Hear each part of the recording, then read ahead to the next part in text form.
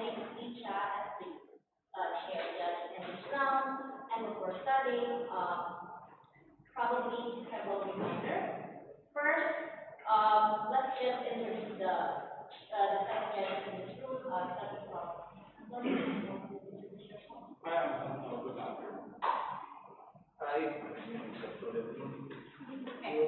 Thank you so much.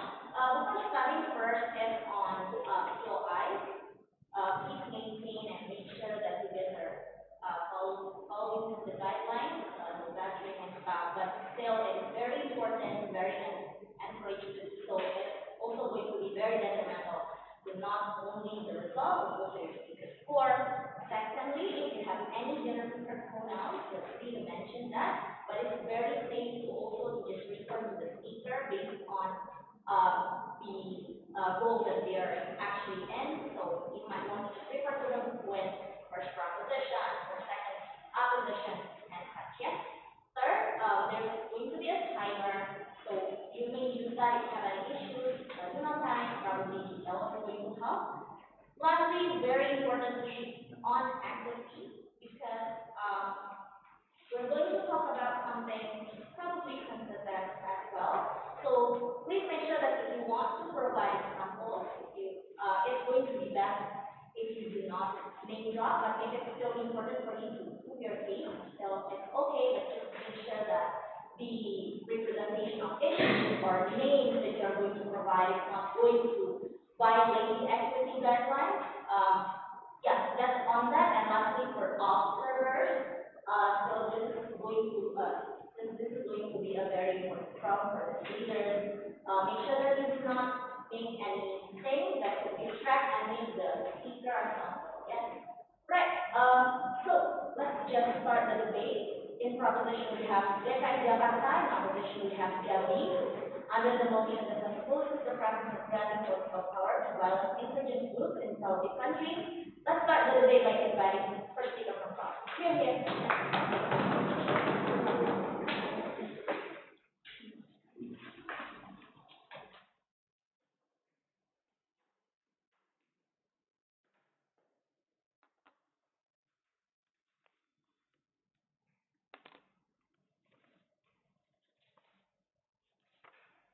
Is this audible?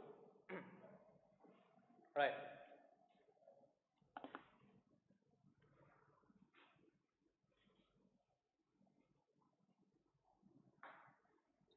The advancement of your goals should never come at the cost of the innocent. What insurgencies do is that they further their own goals, and they do so by inflicting pain and terror upon the people. They do it by inserting fear among the people, and we think that is unjust, giving them political power, like disacknowledges all of the victims. We're going to have a two-part model in this debate. Firstly, that these people are, that in status quo, these insurgent groups are likely put into political power by giving them, for example, the status of being a political party or being elected as ministers. This means that they have electoral power in states or empowerment and the ability to make legislative policies. We think that those are the kinds of things that we oppose. Our second is that these are generally wide-scale insurgencies, that is, say that their ideology is something that produces on a wide scale. So even if in volume they're small, they have lots of influence in different spheres of the world. That is, say it's not centralized in one province or one state. That it's something that, insofar that they are elected into power in the political party and they have electoral power across the entire state, we think that it's pretty intuitive that they are pretty wide-scale ideologies. There are going to be three arguments in this speech. Firstly, on the criteria of giving political power and why it doesn't apply to insurgencies. Secondly, on why we give victims better closure. And thirdly, why on their side they get less democratic policies. Firstly, on the criteria of granting political power. Why are people or groups in status quo given this political power in the first place? Because one, because you're constrained by the rights or the laws that the government creates. That is to say that my right to do whatever I want is constrained by certain laws. That is to say I can't go into, for example, like a library and scream at people simply because the law doesn't allow me to do so. The fact that I'm denied this agency means that I do have that the state does have some kind of obligation to give me democratic power and to influence what kind of world exactly I want to live in. Now, our second is that I never consented to being constrained constrained in this way. That is, say, by virtue of birth lottery, simply the fact that I was born in this country or in another country means that I didn't consent to being in this system. This means that the state, at the very least, has to give the people or groups of people a platform to mold society based on the majority leading. This is the tenet of democracy, and the reason why we give democratic power to people in the first place, and the reason why we give political power to certain groups through political parties and the ability to make legislations. Why do insurgencies not fulfill this principle? Because one, our insurgent groups infringe other people's rights unjustly. Let us say that one, they infringe the right to security for many people around the country. Let's say that that these people tend to fall into violent avenues. Let's say that you have FARC going into cities, gunning down the police simply because they want to forward their goal. Let's say that you living in that neighborhood is now denied the right to security that the government has promised you simply because you live in the country, and we think that that's unjust to give these people who have denied you later on the security, to give these people democratic power, and to give them inclusion into the state that molds your very life. Or secondly, is that the terrorist status that these insurgents tend to have. That even though that there is a delineation between terrorists and insurgents, we think that the public can't really discern this insofar that they are being actively hunted down by these people, and the people who give you possibility, that the government is being actively hunted down as well. Insofar as you are being more proximate to them, they say that you are a victim of this, or by simply being near an insurgent group and their violent actions, simply means that you probably don't think that they're insurgents, you think that they're terrorists, and you think, and insofar as the government has portrayed them to be bad, we think that this means that they create more fear than the people. However, secondly, it denies your right to mobility, simply because if you live in these areas, then you're probably too scared to go out of your own home, simply because of the chaos that is outside caused by the insurgent groups. Giving these people political power is unjust because they are the people who are now going to control the state and the state in which you live. However, thirdly, that they deny you the right to political freedom. That's simply because of the proximity that you have to these people. The fact that you're so scared to go against them means that you're unintentionally or subconsciously coerced into voting these people into government. This is the reason why they're able to go into government in the first place, even though their goals tend to be very short or small or very narrow. Let's just say, for example, when FARC wants to push for example, drug trafficking, I think the majority of people who live in Colombia believe that drug trafficking is a bad thing. They only vote them into power simply because they're too scared otherwise to actually not vote them into power because of the fact that they're coercive, the fact that they want the violence to stop, and we think that it's bad to put these people into power, but they mobilize them to do even worse things. I'll take the POI. Okay, now firstly, for the sake of all of us, I want to ask something. Now, what kind of political power are you meaning by this? Is this by autonomy or such, blah, blah, representation? Thank you.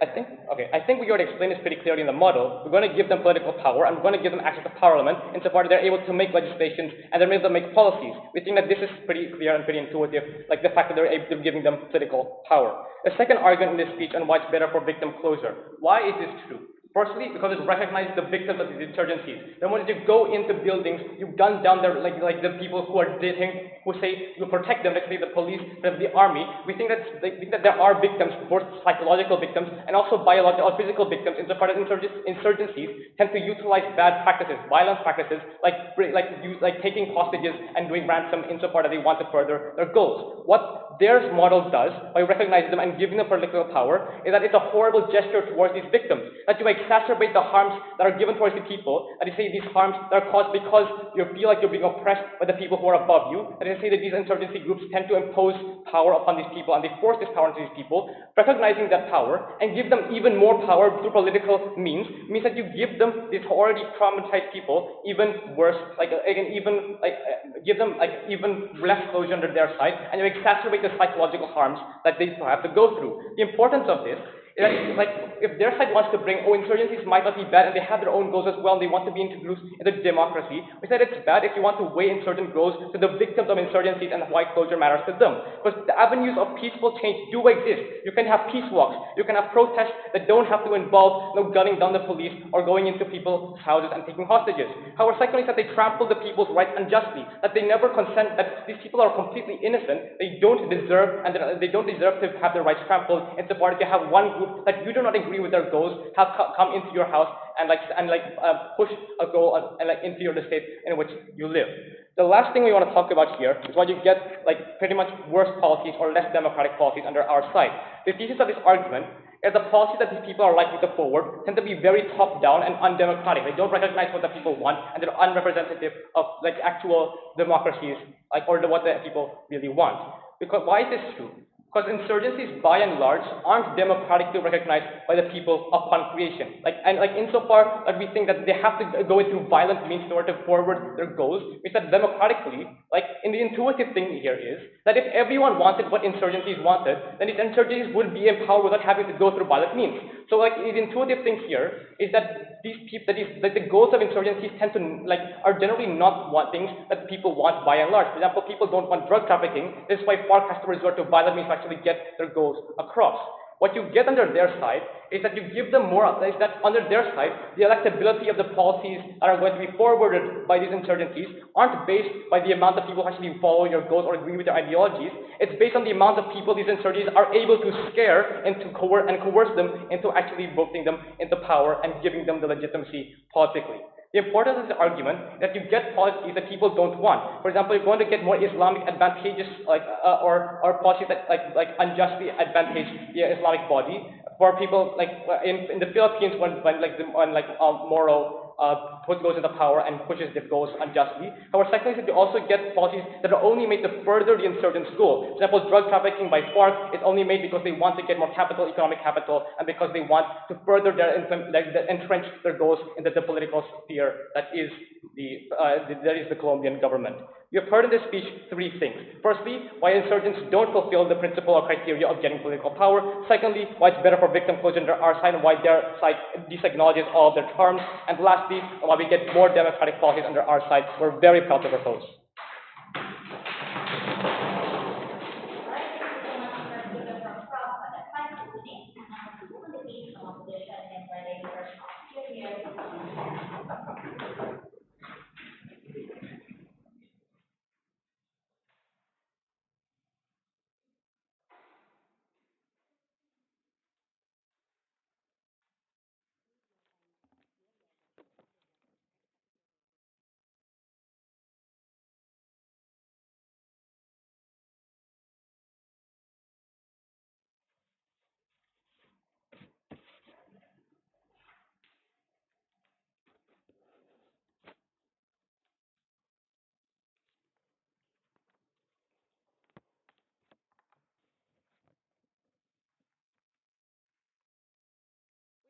As an opposition team, that we should support the rights of every people, every human, especially when those demands or rights are supported or wanted by some majority. Because when a group of people wishes their voice out, it means that they have the original purpose to achieve something, and of course it will be beneficial to them.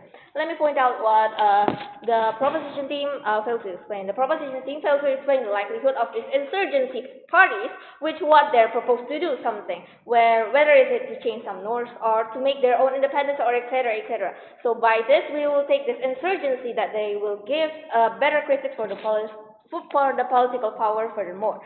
Okay, back to my arguments, which is firstly, about justification is that we believe in human rights and freedom for the oppressed. Just take a look at oppressed. When someone is oppressed, of course, they will keep nagging more to achieve what they wanted, and this oppressed thing will not end it in the right way if someone just doesn't give the rights to. Secondly, it's about that the pro team needs to take a look at this two difference between terrorists and insurgency, whether that terrorists, they targeted huger or much more people so that their goal will be achieved. Sometimes they gave complaints to the government or the political message in a harsh way, which they will sometimes kill their citizens in such a inhuman way. Secondly, it's about rather than insurgency, they're more into movement, so that for independence, such as we can take an example such as Timor-Leste, which Timor-Leste has been oppressed by our president Suharto, the second president, which they oppressed, and in the Suharto's era, Timor-Leste demanded to be a country that stands, but Suharto just oppressed them, which the oppression then, with the oppression then, Timor-Leste has no other choice but to do violence. But rather than in the B.J. Habibie era, where he grants the political power to just declare the independence to Timor-Leste. And later then, the chaoses of Suharto's the chaoses or violences that happened in Soeharto era is stopped because we just gave this Timor-Leste people what they wanted, is it to be the independent. And this political power we will grant is giving anatomy by means we will give their rights to achieve their goal. By means the specific goal, which is their rights to be a semi-independent country.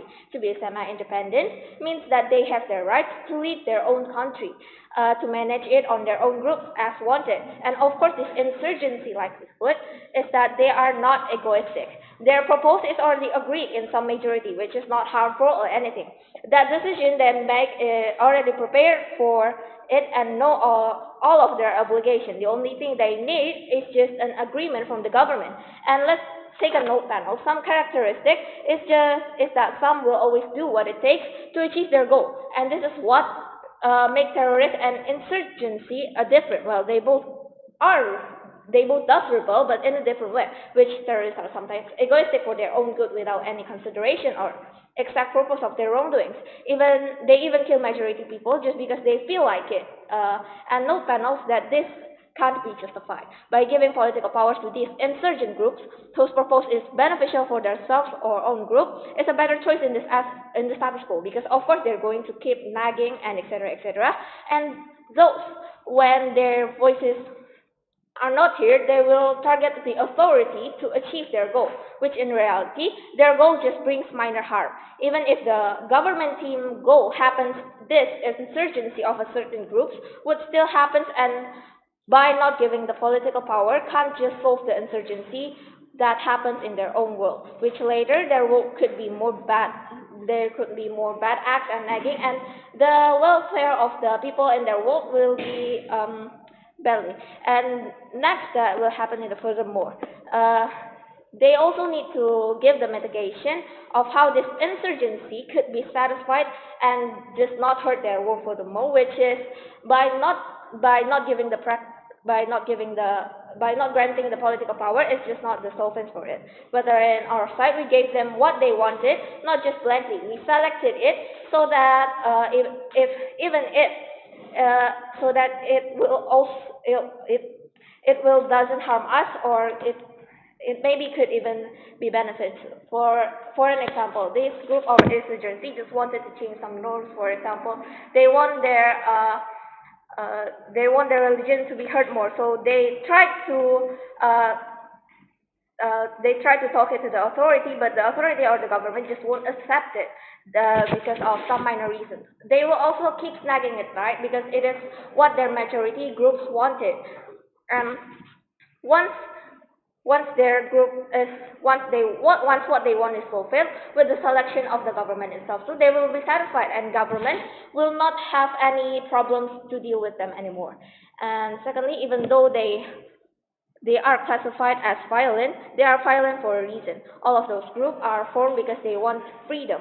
All of them seek independence of some kind of autonomy from totalization, country or government. Now you might be mistaken them for terrorist group if you see it in one side. You also have to look at their different point of view. See, having your voices. Even if Taliban, for example, even if Taliban is bad, it is better for Taliban. Uh, it is better Taliban rather than Al Qaeda, because their purpose is to piece the country out. Rather than this Al Qaeda terrorists, they just want to kill every people regardless of the status they have. With that, as the opposition team, we proud to oppose. Thank you.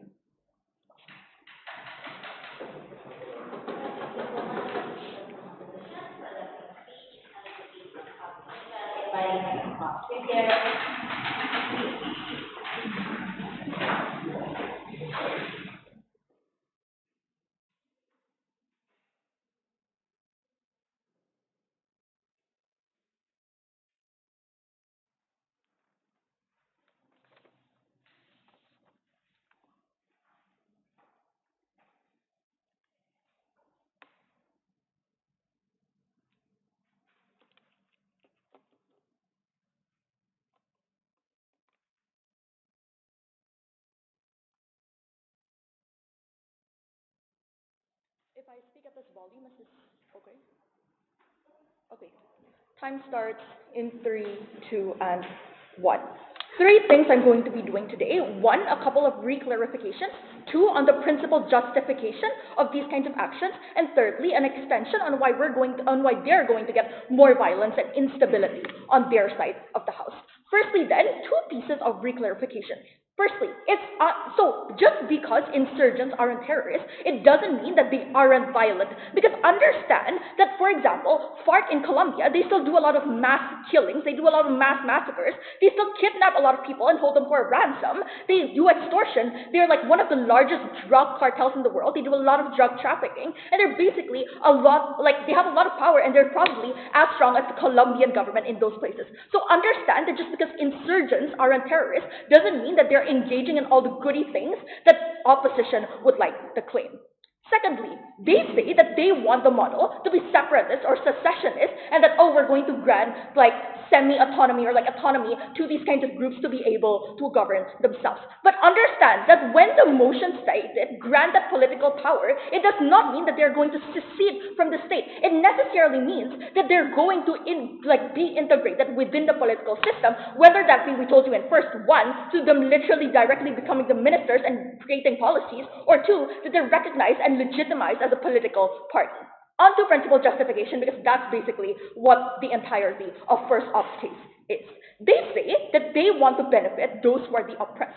Understand that those who are oppressed are people who are caught in the fire. They are the civilians. It's not the people who are insurgents who already have the power to brandish their guns and suddenly kill everyone. Understand that the oppressed is the average citizen. It is not these insurgent groups.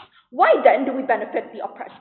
One, because at the point at which you legitimize the oppressor, and you legitimize them by putting them into office and literally telling them that you are now able to exercise a certain degree of political authority over everyone and dictate the policies, it's bad for the oppressed, because they were literally oppressed. They have their rights taken away, they were extorted, they were part of human extortion and drug trafficking. We don't think that it's good for these victims if they see that, now my oppressors are being given the political scepter, and now they're able to implement all of these kinds of policies. But secondly, right, on benefiting the oppressed, we think that what opposition is trying to support is basically just going away from the principle of the rule of law and get proportional punishment. Because understand, when you want to benefit the oppressed, you also have to punish the oppressor. And at the point at which you're going to say, let's give them amnesty for all of their crimes, let's let them become the political leaders of the country, you're not going to be able to punish them, and literally the rule of the law isn't going to be manifested, because that means that they aren't subject to the same kind of rules and regulations as the average citizen. They say that because you are violent, now you are able to lord your rights over everyone. You're able to put your rights above everyone else, and you don't need to be held in contempt in the face of the law. See, starting under this point, right, we told you that they're not democratically elected either. So in the cases where the political integration is in terms of them directly being appointed to become ministers and stuff like that, we don't think that's good. We don't think that's beneficial for the oppressed, because that means that the right to democratic representation is not visualized in their world. But even if everything that opposition says is true, understand that at the point at which the realization of your rights are going to infringe on other people's rights, you're no longer entitled to their own rights. So if it is true that that these insurgent groups are those who are oppressed, understand that at the point at which they're doing things like drug trafficking and extortion, their rights cannot be visualized. On to the extension then, on why we're going to get more violence and instability on their side of the house. This manifests in three ways. One, violence from the insurgents. Two, violence from other insurgent groups. And three, victim rebel groups.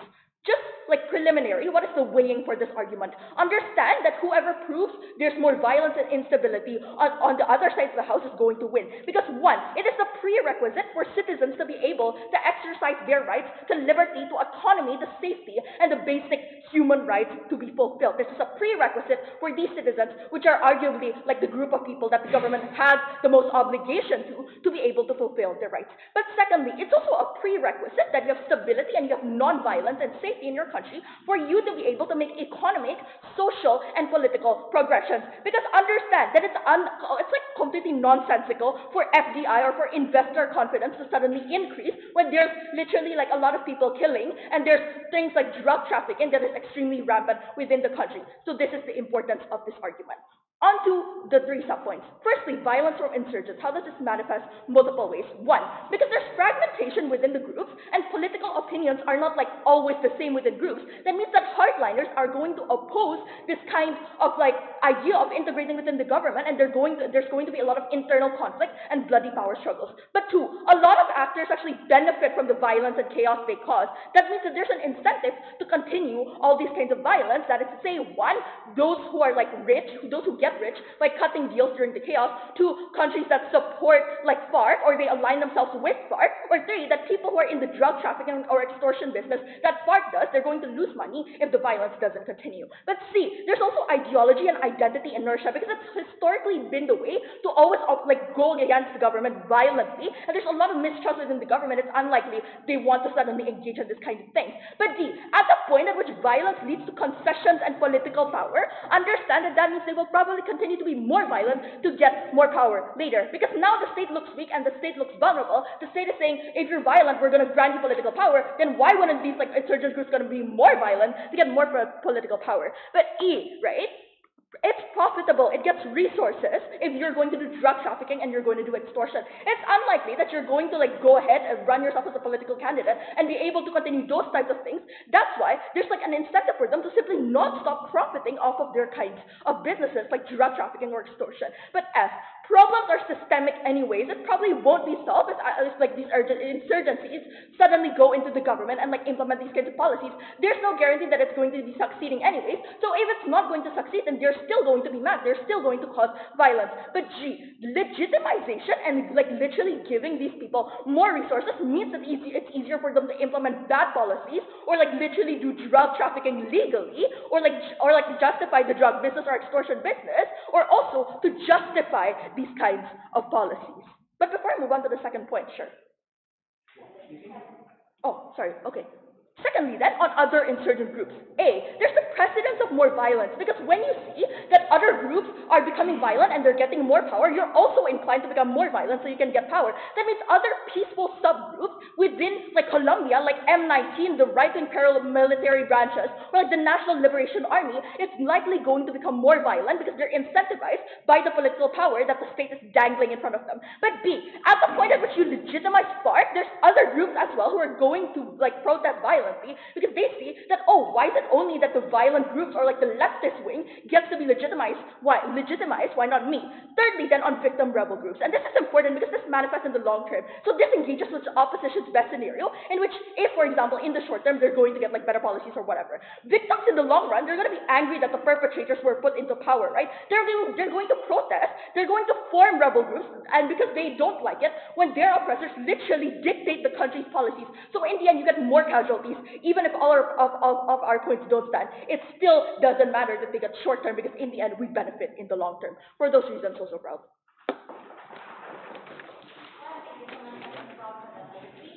Moving on, just a reminder, if you want to do this one, and just make sure that it's before that. Okay? Right, presentation off, everybody can continue.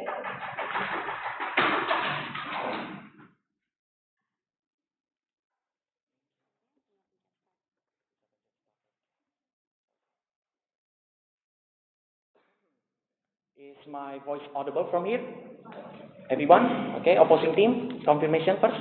All right, without further ado, let me start my speech right about now. Now, thank you for the time given, judges and chief educators. Firstly, I'd like to clarify some of the motions and some points of this motion that are currently missed by either us, the opposing team, and the government team. Now, firstly, I'd like to clarify that insurgencies is different than terrorist groups. With their own group, we mean by insurgency is coordinated attacks with a certain goal, like independence, etc. Now, secondly, insurgencies is still a war. It's an urgent matter. We need to resolve this. And yet, their status quo doesn't really bring any much of this, which I will explain later. Now, thirdly, political power in their world is a voice and representation to the said government that they are currently attacking with, which I will explain it more deeply again. Now, fourthly, and the major one is this, is that the government team has misinterpreted the FARC. It's not a cartel, because if they're a movement for a purpose, hence why the definition and association, drug roads and other criminal activities that doesn't really exchange a lot of what they're currently fighting against doesn't really have a reason to this motion, which I will explain later. I will accept your eyes later again. Now, secondly, with that being said, we've clarified some points again. Let's get into the rebuttals first. Now, firstly, even if insurgencies for every crime, yet on all the books, everything. Now, the second speaker doesn't really fill in the status quo even more deeply, the reasons why the insurgencies happen in the first place, which I will which I will explain much more in deeply. Secondly, political power on their status quo is a broad term. It doesn't really explain everything that really correlates to this motion in entire way. Now, thirdly, the solution on the governmental power is wrong. What I mean by wrong is that it can be improved more for us, which will favor in our, again, arguments, which I will bring it later on. Now, with that being said, let's get into the arguments, which I will bring now. I will bring two arguments for today.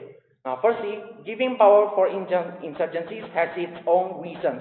Now, firstly, we need to know how insurgencies came to be. Now, there's a reason why the motion mentions countries like Colombia or Philippines, you may wonder.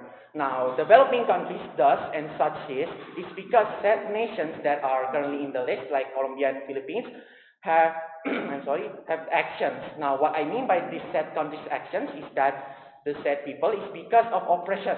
Now, oppression such as, let's say, Philippines Ferdinand Marcos, the president that's currently here, or the Philippines, who hates said insurgency group because of its views. Now, we need to be in the perspective of the insurgency group for this. Now, because of said reasons, insurgency groups, some of them that are oppressed, silenced. Yes, go on. I'm pretty sure terrorist groups also have their reasons. Why are terrorist groups often not alright when certain groups are? Okay, thank you for the suggestion there. What I meant by this is that insurgency groups have their own goals. Now, you may be realizing now that why the terrorist groups doesn't really have any goals at all. They just attack indiscriminately. It's because they attack indiscriminately regardless of any voice or power they are trying to show. They were voicing a message, not a purpose. Now, with that being said, I will continue. Sorry for the POA there, judges. Now, because of said reasons, insurgency groups, some of them are oppressed, silenced, and even executed because of this. Insurgencies happen. Now that we know that how insurgencies happen in our world is that, but coming to the motion of this debate again, let's return. Now, we believe the government team has misunderstood the very motion of this definition. Now, because insurgency in some of them are voices of oppression, harm, and bad, not for the further than Indonesia, let's say, example for this. Now, our home, our own nation, during the War of Independence, we were accused terrorists, insurgency groups, etc., etc. They say we are insurgency groups because we are fighting for what we believe is right, and yet the government team is trying to accuse that very reason for no reason.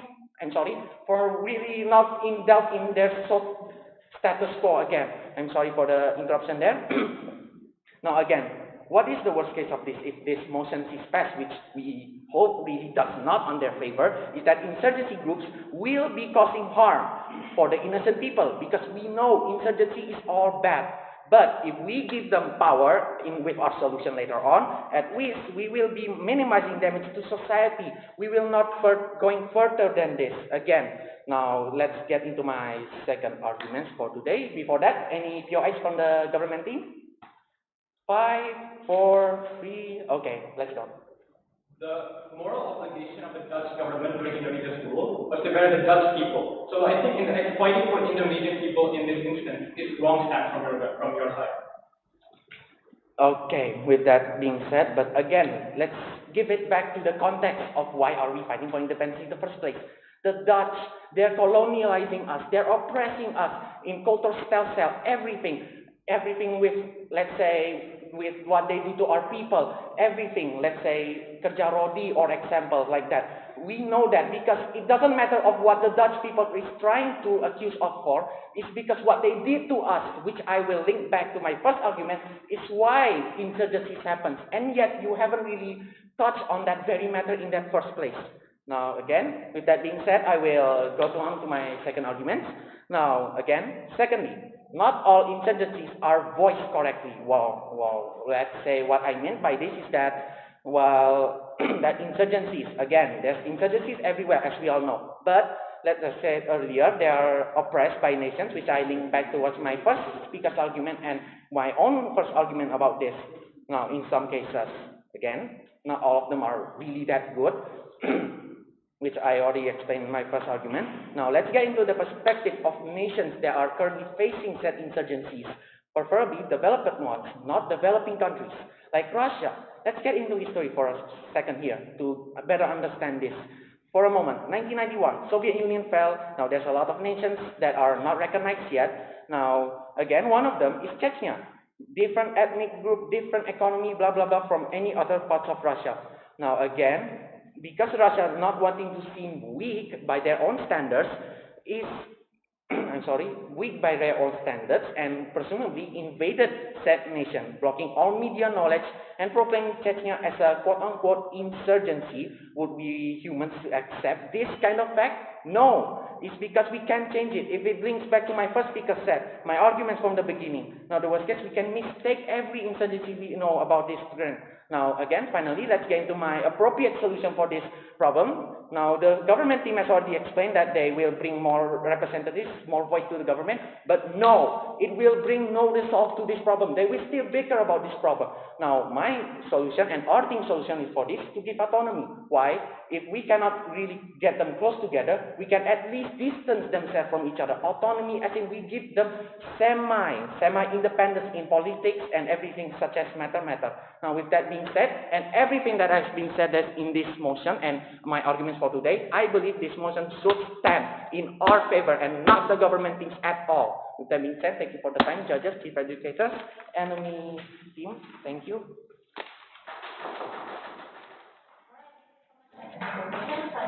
Speech, and 600 cases of proposition inviting the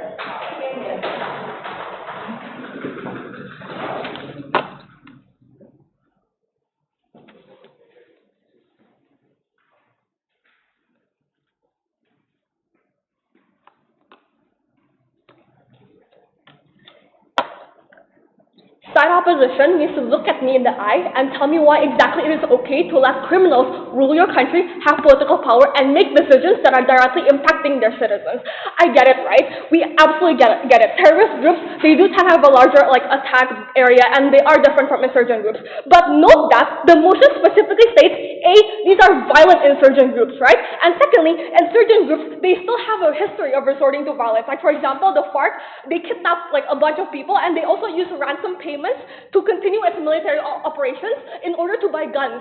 So can you see the cycle of violence that is going on here? They're continuously doing that, and that one violent act leads to another violent act again, which is exactly why we're trying to tell you that, hey, these people are inherently criminals.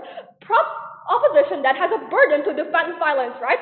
Panel's first opposition literally said, yes, they're violent for a reason, and then never justified why that violence is okay. Why exactly is it okay for these people to resort to violence at the end of the day? The counterfactual on side proposition is that at the very least, we try to resolve by diplomacy, which is something that's already been happening in status quo, right? We reduce the violent tendencies of these insurgent groups. And by the way, this progress in status quo have proven to show significant amount of progress because FARC has actually significantly gone down in their troops since their peak in the 1900s.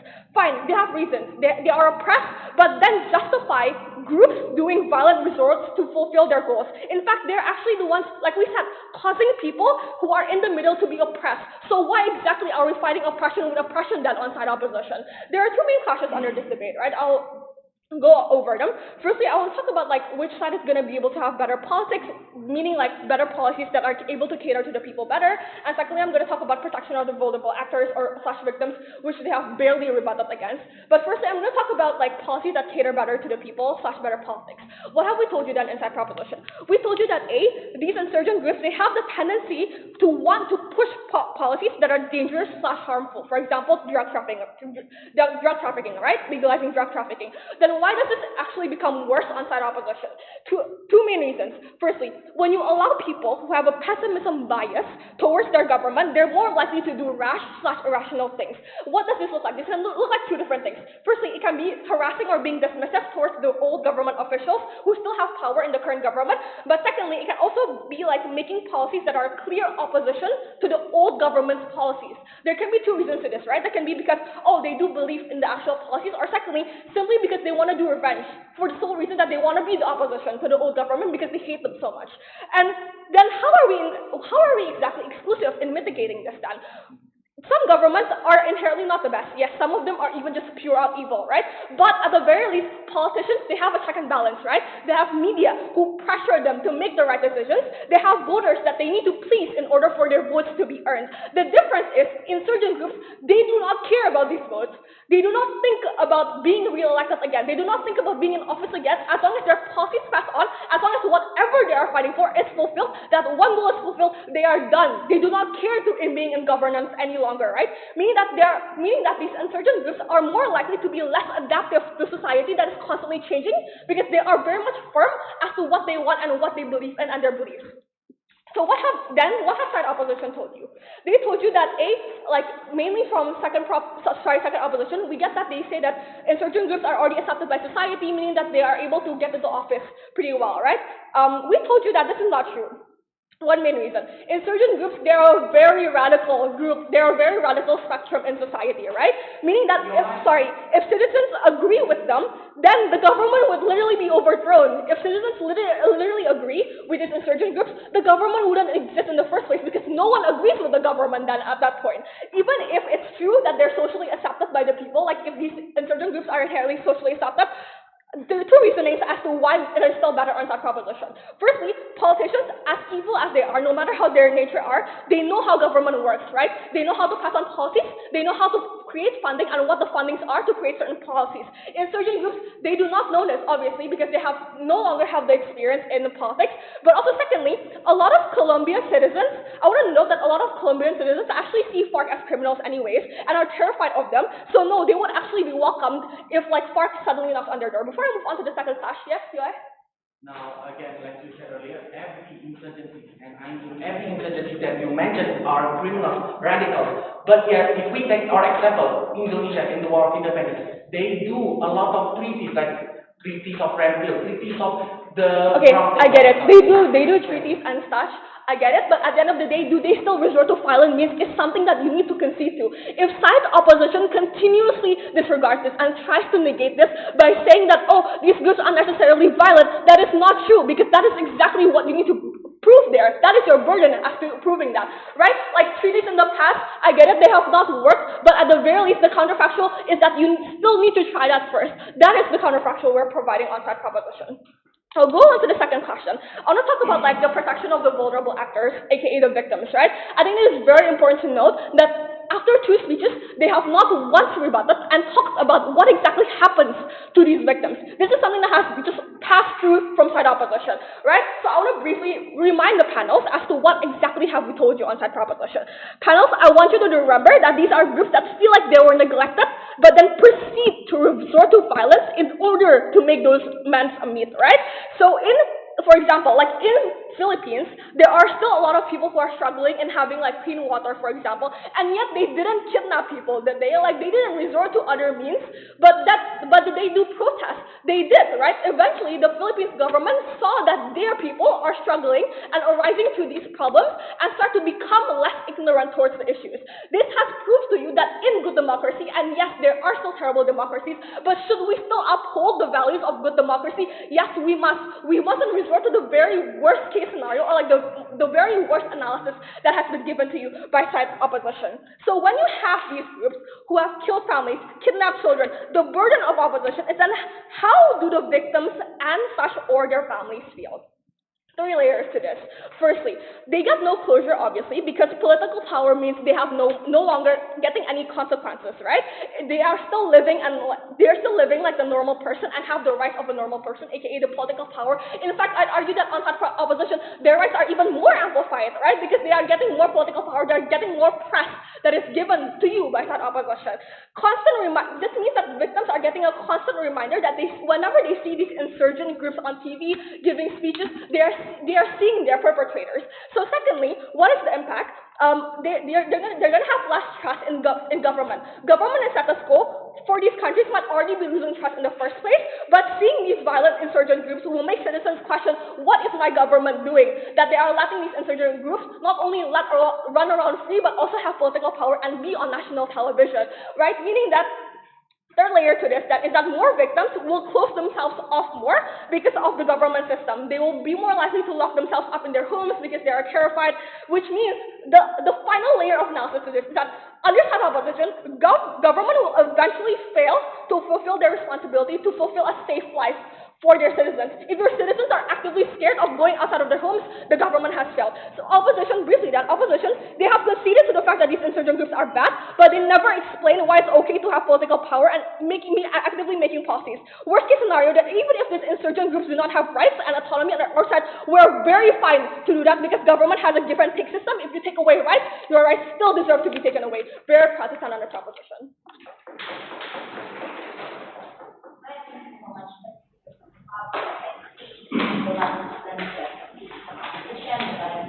Thank you.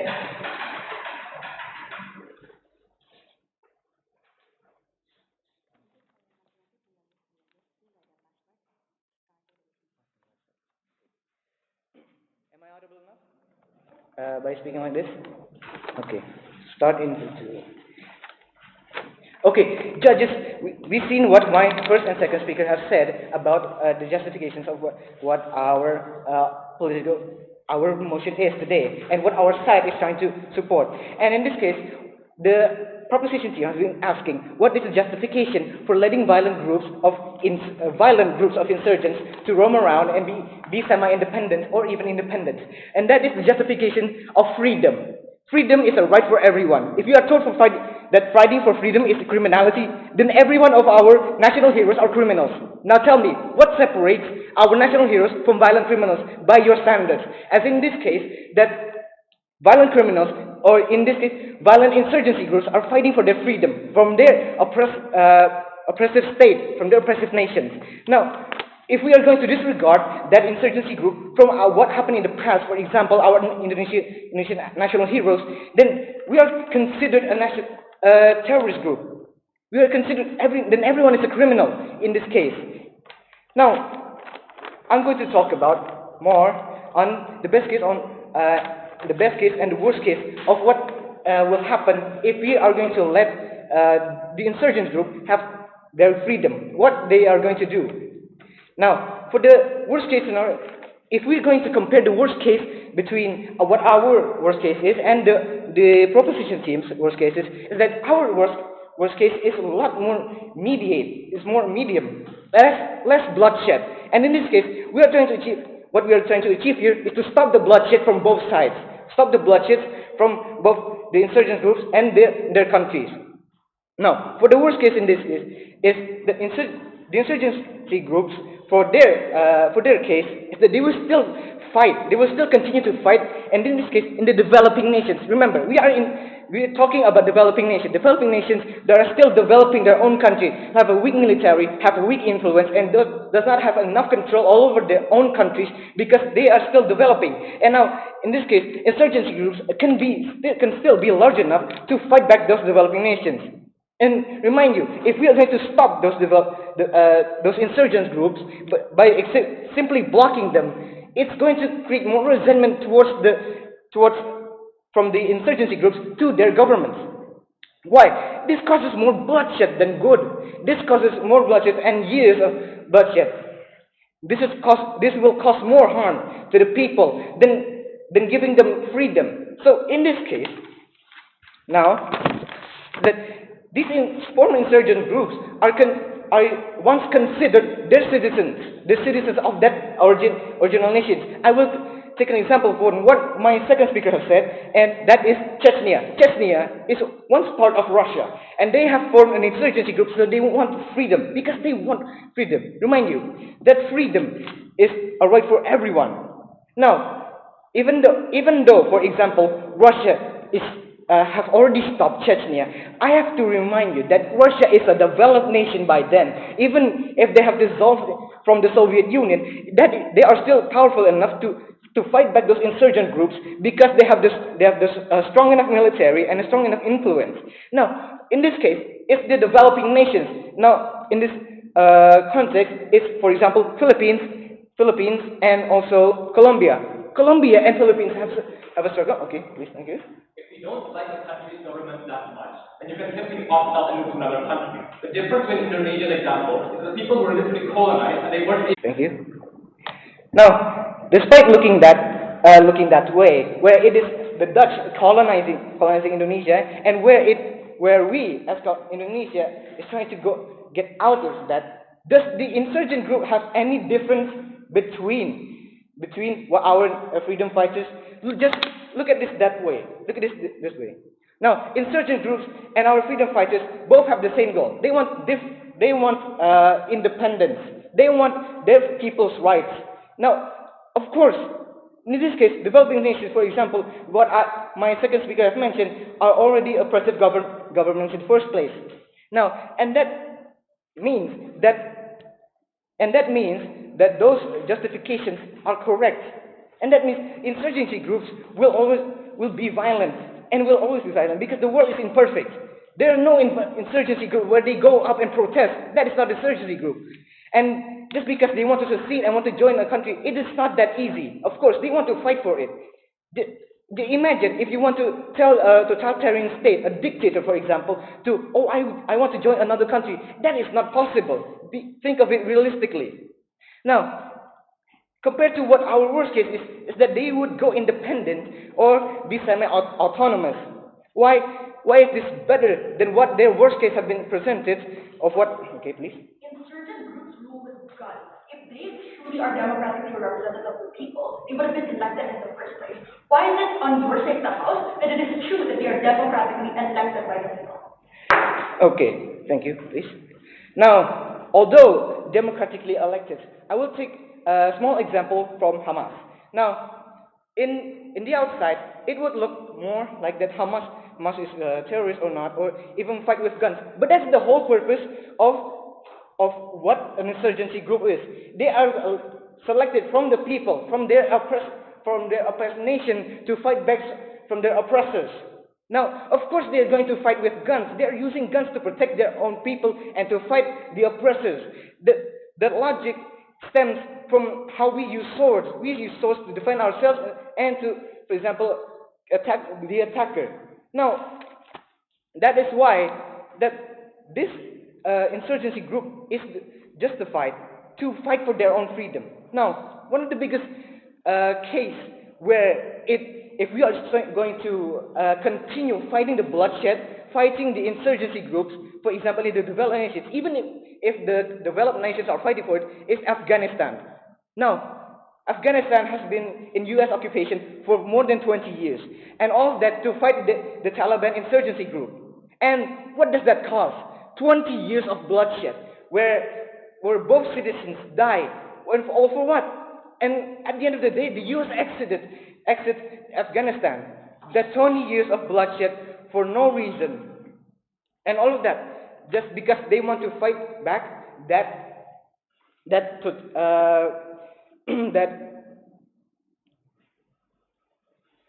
insurgency group. That's because they want to keep that influence. Colonialism still exists today, but in a different manner and way. So that's why, as for our side, we like to support freedom, and like to support the idea where we are going to give freedom to these oppressed people, i.e., in this case, insurgent groups.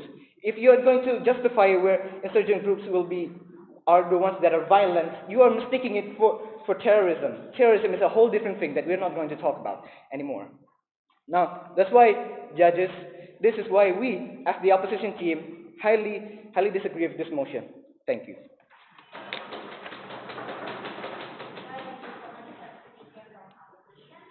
For that I speech, and now we have an overview of the debate plan of the motion and by here.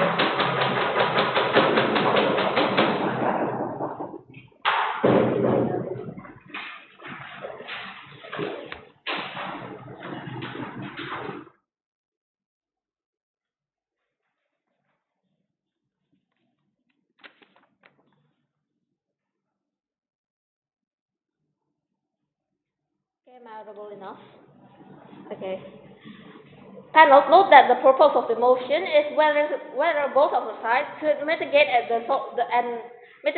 solve the best solvency with this insurgent group and minimize those harms in some countries too.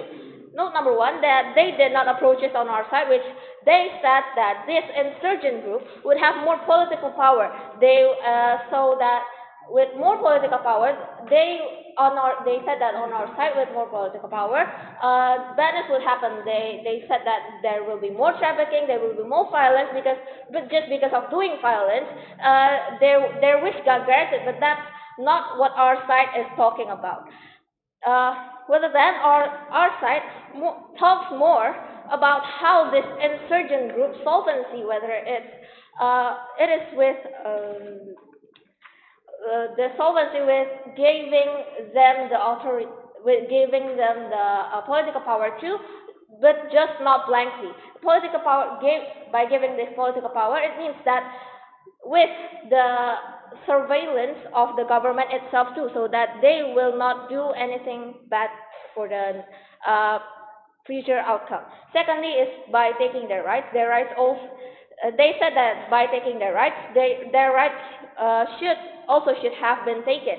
That's true. Whether we gave this insurgent group their rights too, they always fought about democracy and etc. etc. Then democracy happens for every people, right? Every citizen just could voice their voice out, right? This is what the government team lacked with, which they failed to explain how this insurgent group happened to be created. Well, and the rationality, of course, some do some with the purpose of it, right? Someone do something, of course, with the purpose and just not blankly. They thus criminalize, as explained previously, because their voices are not heard in the democracy. So in order for them to get what they needed, to get their voices heard, but the authorities just doesn't hurt them, and no, they would not do violence because they are still rational. As said, they fight for their own group, for their own will. Maybe their own will could even benefit the country, but some government just wouldn't hurt it. And they kept talking that they talk that only short term will happen on our side, rather than on our side long term will happen too, such as explained as our third speaker. Rather than long term of these welfare of people, the safetyness of people will also be kept, because that's what armies are needed. They needed to protect the people. And secondly, as that they said long term would happen better on our side, better on their side. I'm sorry.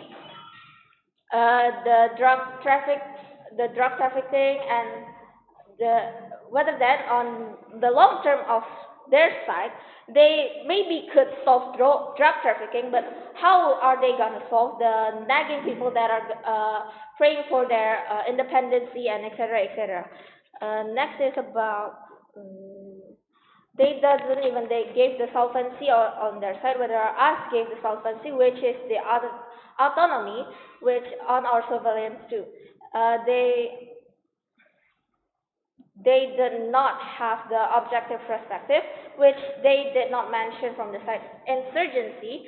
They are too biased, right, or too villainizing with the insurgency, which as they said that it is not radical. Not radical means that they're not smart, right?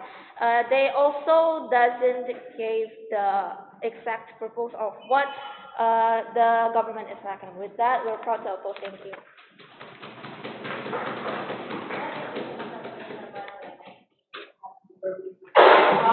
Like a proper life.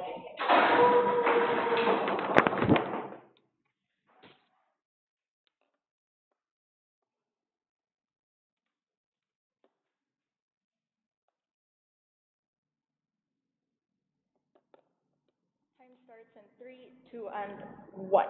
Throughout this entire debate, it's clear that opposition still hasn't fulfilled a single one of their burdens. Because note that they never proved to us why life for the citizens, which is arguably the most important actor in this group, is going to be better, is going to be safer, and is going to be less violent for them on their side of the house.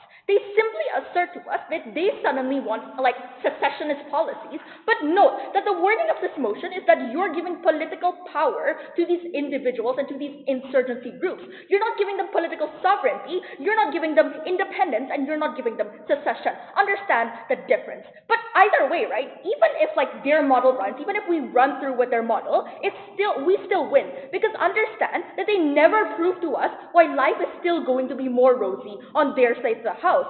We told you that if it were true that they were like democratically representative of the people anyways, then they would have been elected, they wouldn't be an insurgent group. Note that the burden per proposition is not to prove that we have solvency for every single one of Colombia's or Philippines' problems. We never told you that like we're suddenly going to be Philippines or like Colombia 100% like democratic. Our burden is simply to prove that their counterfactual is worse. Firstly, three things today then. One, principle. Two, the practical. And thirdly, our two unresponded arguments. Firstly then, on principle. We told you that the groups who are oppressed anyways are those who are caught in the fire. And that's bad for them at the point at which you go ahead and tell them that they should be like political constituents. Because one, that legitimizes the oppressor. Two, that takes away rule of law and punishment. And three, that it's not democratically representative of the people. That's why even if they are secessionists, like they would have been elected in the first place if they were truly democratically representative. Because understand that they rule with guns. They rule by brandishing their guns over your head and saying that we're going to kill you if you don't support us. They first need to prove to us why like it's democratically representative of the people, and that's why it's okay to get secession. But even if that were true, even if it were the like insurgent groups that actually are oppressed, we would tell you that it doesn't matter. Because at the point at which they do things like drug trafficking or extortion, they curtail other people's rights. That necessarily means that they no longer can exercise these rights. They never prove to us why trading off the lives and like stability and livelihoods of all the citizens simply for the fact of like 20 people in the insurgent group is okay. We win on principle. Secondly then, on practical, which on the people, right? There's no mechanization, process analysis whatsoever coming in from opposition as to why like society is going to be safer and stable and less violent, why policies are suddenly going to be better on their side of the house. They only say that at the point at which you separate them, all like is well, life becomes rosy at the point at which you go ahead and separate them. But they never even prove to us how this secessionist policy even comes into place. They never prove to us where you even get this land from. They never prove to us why insurgent groups, when at their core they are violent, that they will change at the point at which they get a government. But B, like literally, on violence and on stability, we gave you 3 points, right? We told you that there's violence from insurgents, and we gave you 7 mechanisms that were unresponded. Then we told you that there's violence from other groups, and there's violence from like victim rebel groups. Our 2 unresponded arguments also still stand when we say that we're the side that uniquely provides closure for victims, because now oppressors are punished and they don't dictate their policies over them. But secondly, that you also get better democratic policies, because now FARC cannot say that, oh, we want to legalize drug trafficking because we are in the drug trafficking business. Note that there's basically zero substantial engagement coming in from opposition to any one of our arguments. At the end of the day, all 4 of our arguments stand. For those reasons, I'm so proud. Thank you so much for the fine speech and the fun at the end of the debate around you. Thank you so much everyone for participating and for the hard work. Now, the discussion will celebrate and we're going to call you back on. Thank you so much, guys.